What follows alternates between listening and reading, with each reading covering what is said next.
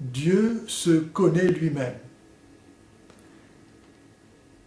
Il se connaît à travers une pensée, une parole, un verbe, auquel il communique tout ce qu'il est, pour que ce verbe puisse l'exprimer totalement, parfaitement, infiniment, dans la pure identité avec ce qu'il est lui-même, au point qu'ils sont un seul et même être, un seul et même Dieu. Entre le Père, on l'appelle Père parce qu'il est l'origine de qui tout procède, entre le Père et celui qu'on appelle le Fils, parce qu'il reçoit tout du Père, en qui le Père s'exprime parfaitement. Jésus dira « Qui me voit, voit le Père ». Le Père communique donc tout ce qu'il est au Fils. Il aime le Fils au point de lui donner tout ce qu'il est. Et le Fils, parce qu'il exprime parfaitement le Père, aime en retour le Père en lui communiquant lui aussi tout ce qu'il est. Et ce double échange d'amour du Père pour le Fils et du Fils pour le Père est l'amour de Dieu, qui est lui-même Dieu. Car il procède de Dieu en étant Dieu, un avec le Père et le Fils. Il est l'amour du Père et du Fils. Le Père s'aime dans le Fils, et le Fils aime le Père, et cette respiration est leur esprit commun qu'on appelle l'Esprit Saint. Esprit, respirer, c'est la même racine étymologique, roi en hébreu, qui est leur vie commune.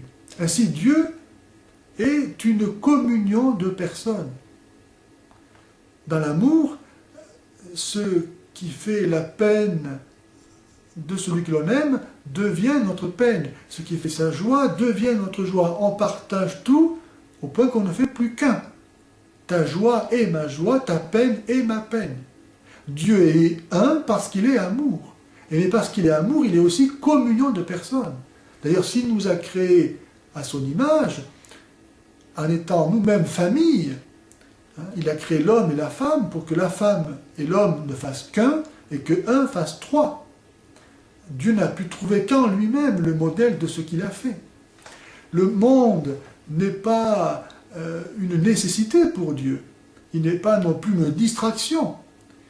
Il est l'expression de ce qu'est Dieu, c'est-à-dire amour. Dieu a créé le monde gratuitement, parce qu'il est en lui-même don, échange, liberté, communion.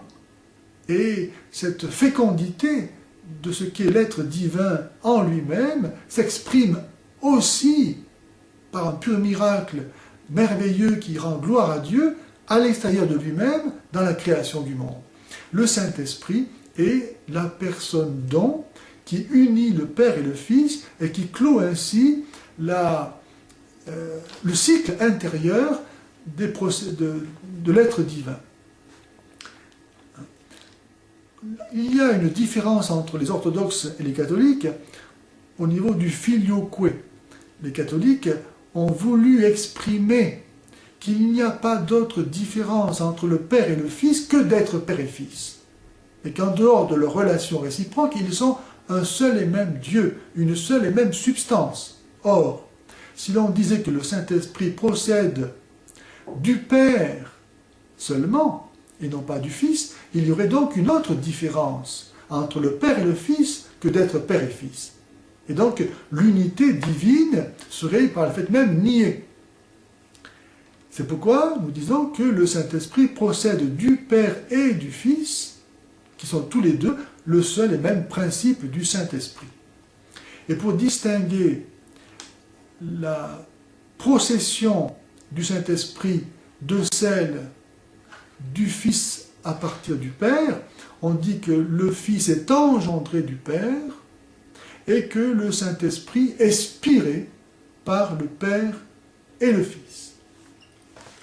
Il nous faut entendre ce verbe de Dieu que Dieu prononce éternellement. Dieu se dit éternellement, se connaît lui-même éternellement. Donc actuellement, Dieu prononce ce verbe en nous, puisqu'il nous crée. Il est en nous. À nous, par la foi, d'entendre cet engendrement, cette parole de Dieu, par laquelle Dieu se dit lui-même, et par laquelle il nous dit en même temps, puisqu'il nous crée dans ce Verbe, par son Verbe. À nous de l'entendre pour recevoir cette vie divine qu'il communique à son Verbe, et qui est Jésus, fait homme, pour que, étant unis à lui par notre humanité, qu'il a prise de la Vierge Marie, nous puissions être aussi unis à cette réception qu'il reçoit du Père et qui est la vie divine elle-même, donnée par le Saint-Esprit.